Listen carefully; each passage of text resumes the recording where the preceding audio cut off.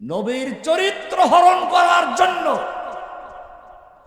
মুসলিম উম্মার প্রাণ থেকে, মনের থেকে নবীর ভালোবাসা দূর করে বিতর্কিত করার জন্য, নবীর স্ত্রীদেরকে নিয়ে, নবীর সন্তানদেরকে নিয়ে কটূক্তি করার জন্য একদল নাস্তিক মোরতাদ সেই শাহবাগ জাগরণ নামে একটা জাগরণ তৈরি করেছিল। এরপরে শুধু এ পর্যন্তই ক্ষান্ত নয়, এদেশের মানুষ আলেমদেরকে ভালোবাসে, আলেমদের কথা অনুযায়ী তারা 5 ওয়াক্ত নামাজ পড়ে, রোজা রাখে, হজ করে, যাকাত দেয়, জিকির করে, তাসবিহ তাহলিল করে। সে যে লাইনেরই হোক, প্রত্যেক আলেমেরই কিছু অবদান আছে। তাবলিগের লাইনে, পীর সাহেবদের লাইনে, যারা কোরআন সুন্নাহর হক কথা বলে, এমনকি বেদাতি যারা পীর আছে তাদের নামেও, তাদের কারণে কিছু লোক তো মুসলিম আল্লাহ রাসূলকে ভালোবাসে। সুম্মা লাআতিয়ান্নাহুম মিন বাইনি আইদিহিম ওয়া মিন খালফিহিম ওয়া আন আইমানিহিম ওয়া আন শামাইলিহিম, অতঃপর আমি তাদেরকে ধোঁকা দেওয়ার জন্য ডান দিক থেকে, বাম দিক থেকে, সামনে থেকে, পিছন থেকে তাদের উপর আক্রমণ করব। ওদিক থেকে, কিন্তু উপর দিক থেকে বলছে, উপর দিক খোলা আছে, খেয়াল রাখবেন। সুম্মা লাআতিয়ান্নাহুম, আমি তাদের কাছে আসব ডান দিক থেকে, বাম দিক থেকে, সামনে থেকে, পিছন থেকে। ওয়ান আইমানিহিম ওয়ান শামাইলিহিম ওয়ালা তাজিদু আকসারাহুম শাকিরিন, তুমি তাদের বেশিরভাগ লোকদেরকে তোমার কৃতজ্ঞ পাবে না, আমি বেশিরভাগ লোক গোমরাহ করে ফেলব। এরপরে শয়তান আরো অনেকগুলো বিষয় বলেছে। আল্লাহর রাসূল সাল্লাল্লাহু আলাইহি ওয়াসাল্লাম কোরআনের একটা আয়াত তেলাওয়াত করলেন, সূরা আনআমের 153 নম্বর আয়াত। ওয়া আন্না হাযা সিরাতী মুস্তাকিমান ফাত্তাবিউহু ওয়া আন্না হাযা সিরাতী মুস্তাকিমা, এটা হচ্ছে আমার রাস্তা, যা একেবারে সোজা সরল রেখা। ফাত্তাবিউহু, তোমরা এই সোজা রাস্তা অনুসরণ করো। ওয়ালা তাত্তাবিউস সুবুলা, খবরদার তোমরা এই যে ডান বামে অনেকগুলো রাস্তা, এগুলো অনুসরণ করবে না। ফাতাফাররাকা বিকুম আন সাবিলিহি, তাহলে তোমাদেরকে শয়তান আল্লাহর পথ থেকে সরিয়ে ফেলবে। আল্লাহর রাসূল এই আয়াত তিলাওয়াত করে একটা সোজা দাগ দিলেন। হাদিসে আসছে, খাত্তালানা রাসূলুল্লাহি সাল্লাল্লাহু আলাইহি সাল্লাম খাত্তান মুস্তাকিমা, আল্লাহর রাসূল সাল্লাল্লাহু আলাইহি ওয়াসাল্লাম একটা সোজা দাগ দিলেন।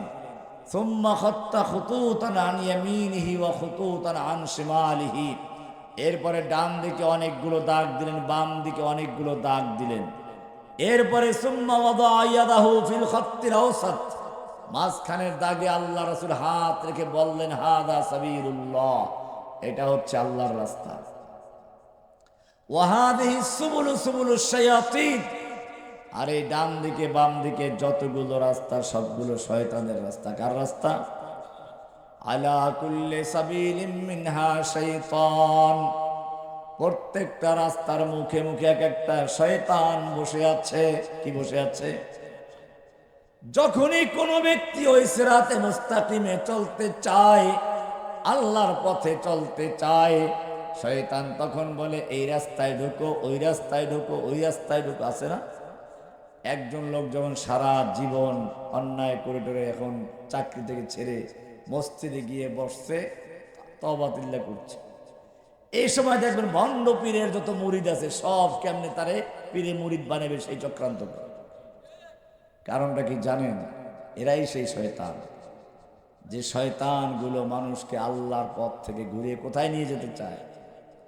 এই কারণেই বিগত শয়তান যারা বিতাড়িত হলো, যাদেরকে এখন খুঁজে খুঁজে ধরা হচ্ছে, তাদের কয়েকটা প্ল্যান ছিল।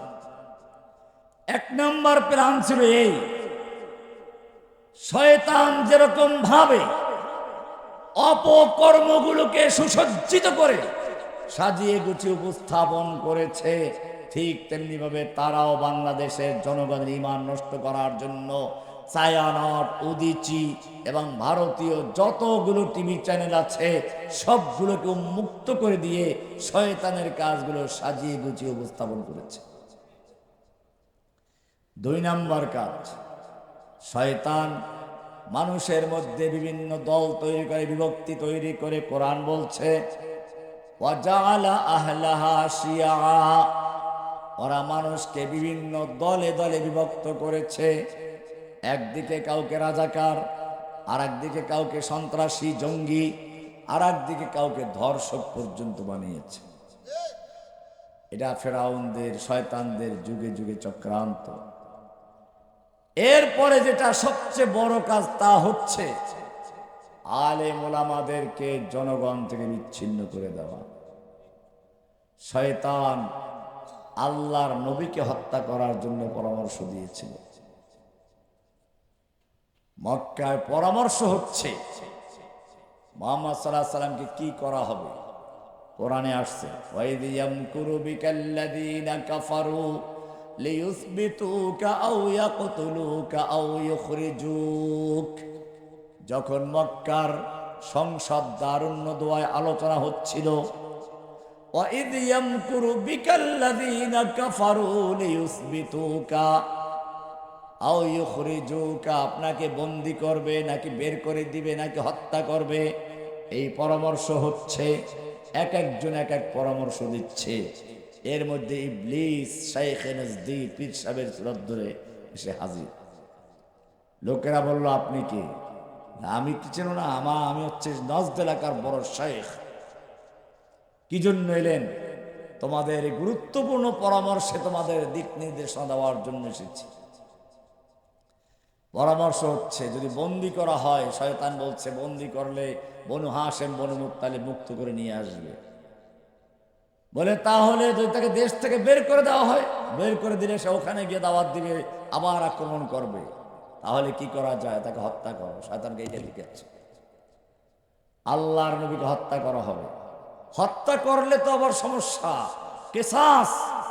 যে হত্যা করবে তাকেও হত্যা করা হবে। তখন শয়তান বুদ্ধি দেয়, আমার একটা বুদ্ধি নাও, শোনো, হত্যা একজনে করবে না।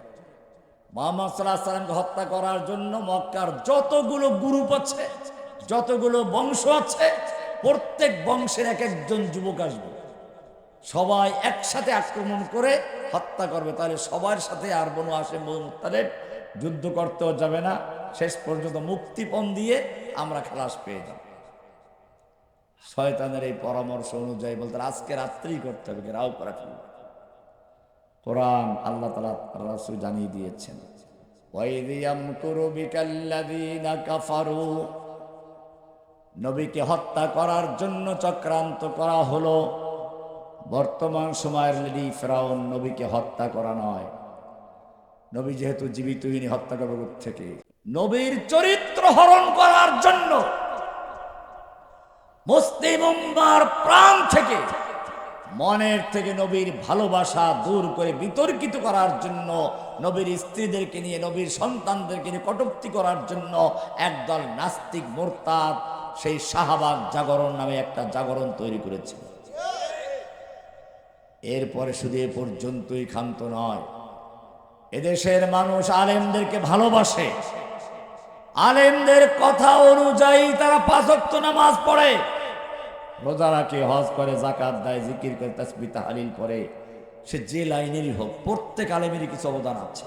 তাবলিগের লাইনে, পীর সাহেবদের লাইনে, যারা কোরআন সুন্নাহর হক কথা বলে, এমনকি বেদাতি যারা পীর আছে তাদের নামেও, তাদের কারণে কিছু লোক তো মুসলিম আল্লাহ রাসূলকে ভালোবাসে।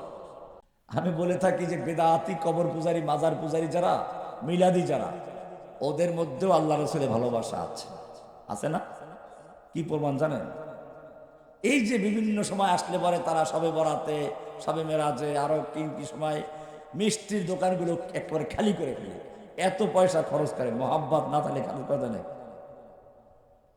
মহাব্বত করে না? মহাব্বত করে। তবে একটা উদাহরণ দেয়, পরিষ্কার হয়ে যাবে।